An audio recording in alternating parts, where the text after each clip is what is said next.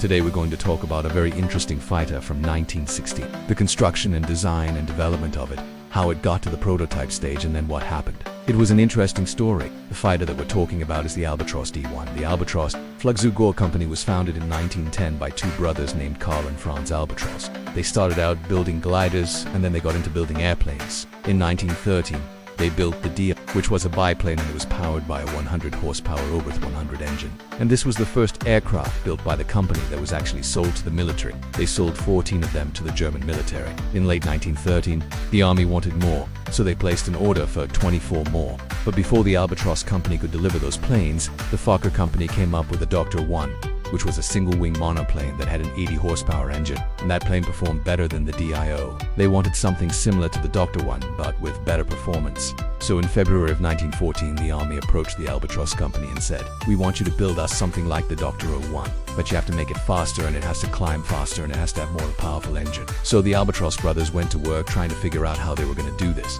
They came up with basically taking the wings off the d.i and putting it on a fuselage that looked just like the fuselage of the Fokker. d.i now they were gone, now use a 160 horsepower Mercedes engine, and they were gone, now beef up the wings a little bit to be able to handle the additional stress that was put on them with the more powerful engine. So they built this airplane, the D2, and it performed better than the Fokker d.i. The army was impressed, but there was a problem. The Fokker company was too happy that the Albatros company was building essentially a copy of their d.i. So Fokker complained to the German government, and the German government stepped in and told Albatros that they were unallowed to build any more copies of the d.i. So the Albatros brothers went back to the drawing board, and they came up with a new design, and that design was going to fix all of the problems that the army had with the D1 and the D2. This was the D3. The D3 had a fuselage that was longer and bigger to accommodate a more powerful engine, a 200 horsepower Mercedes engine. It also had larger wings than the previous models, and it had a 3-blade propeller. Now, unfortunately, while they were building the D3, the war broke out, and that kind of put a hold on things, because all of a sudden the Albatros factory was being used to build planes for the war effort. They weren't allowed to build their own designs anymore. They could only build planes that were approved by the military.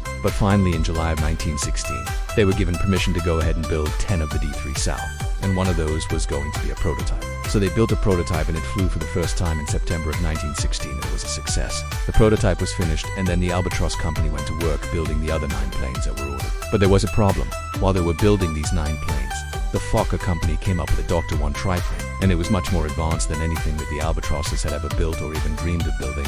And so once again, the army was impressed. They said, we don't need your D3, we want the Fokker D.1. So once again, the Albatros company was left holding the bag. They had 9 finished planes that nobody wanted. What they did with them is they flew them over to the Russian front, and they gave them to the Russians. The Russians weren't in the war yet, but they soon would be.